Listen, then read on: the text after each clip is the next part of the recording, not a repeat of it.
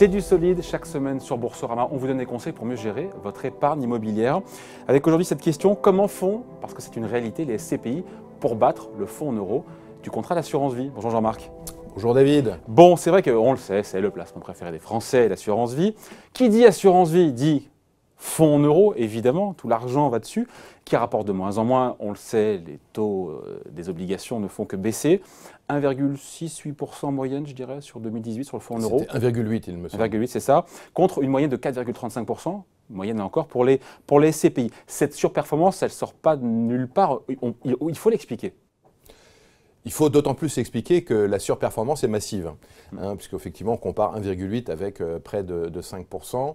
En fait, ce qui génère la performance des fonds en euros, ce sont les obligations qui sont émises par les États pour financer leur politique. Et aujourd'hui, on le sait, les taux des États, et notamment en Europe, en France et en Allemagne, sont négatifs pour les longues durées. Mais les gens qui se disent que c'est négatif et que ça sort de 1,8%, c'est que c'est bizarre, parce qu'il y a un stock d'anciennes obligations qui, elles, pour le coup, rapportent plus. L'assurance vie a investi majoritairement dans des obligations, mais aussi minoritairement peut-être dans des actions ou des obligations privées, et donc disposent aujourd'hui d'un stock qui leur permettent quand même de servir plus qu'aujourd'hui l'OAT française qui est effectivement négative sur 10 ans. Mais il y a 3% de plus de surperformance des SCPI, on l'explique parce que derrière il y a un parc immobilier professionnel avec des loyers qui tombent et l'écart est important. Il a toujours été aussi important l'écart d'ailleurs? Non, il a été beaucoup plus faible, il a même été dans l'autre sens, à une époque où il y avait des taux d'intérêt qui étaient supérieurs à 10% et où l'immobilier rapportait aussi à peu près 10%, donc l'écart était quasiment nul. Aujourd'hui, il y a un écart qui est historique. Il est historique l'écart. Il est absolument historique, donc la prime de risque attachée à l'immobilier n'a jamais été aussi élevée, c'est-à-dire que le risque immobilier n'a jamais été aussi rémunéré. Et l'immobilier génère ce type de performance parce que l'immobilier a une utilité économique. L'immobilier sert aux entreprises pour qu'elles s'installent, qu'elles aient des bureaux pour faire travailler leurs collaborateurs et sert aussi aux commerçants pour générer du chiffre d'affaires avec leurs clients. Tout ça, ce sont les loyers. Encore une fois, c'est 4,35% ou 5% pour les meilleurs en termes de rendement. Ce sont des loyers qui rentrent.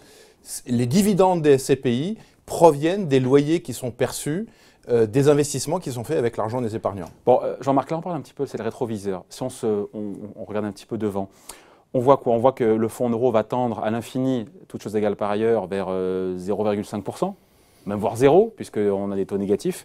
Ça c'est à l'infini, mais voilà, ça a vocation à baisser. Est-ce qu'on se dit ou pas que le rendement des SCPI a aussi vocation à s'effriter dans le futur, ou est-ce qu'il y aura toujours, quoi qu'il en soit, un écart qui restera important entre le rendement de l'assurance vie et ce que dégagent les SCPI en termes de rendement?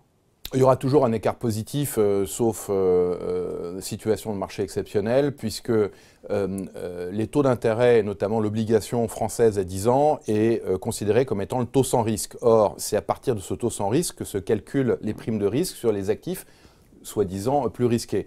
Donc l'immobilier a toujours vocation à rapporter plus que l'emprunt de l'État français. Mais vous avez de la visibilité, c'est-à-dire qu'en fait avec les baux que vous avez, qui sont signés, quelque part, il peut... Une des grandes vertus des SCPI, c'est qu'on a une énorme visibilité sur les flux donc rentrant dans la SCPI et ensuite redistribués aux associés, dans la mesure où ceux qui nous versent des loyers sont engagés pour des durées de 9 ans. Ça veut dire que sur les prochaines années, vous pouvez dire, voilà, on peut garantir qu'on restera autour, dans les purs, de ce qu'on a aujourd'hui en termes de rendement, à savoir 4,5? On ne peut pas garantir quoi que ce soit. En revanche, il y a une vision sécuritaire et pérenne d'un certain niveau de performance des SCPI sur les années qui viennent. Bon, avec derrière, encore une fois, il faut le rappeler, pour être tout à fait honnête, que le fonds en euros de l'assurance vie, le capital est garanti.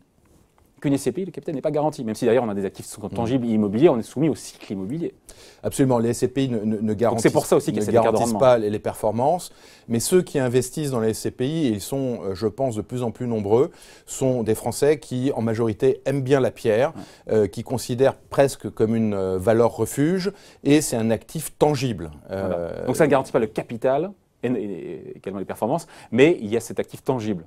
Voilà. Il y aura toujours dans les SCPI les actifs qui ont été achetés par l'apport des épargnants.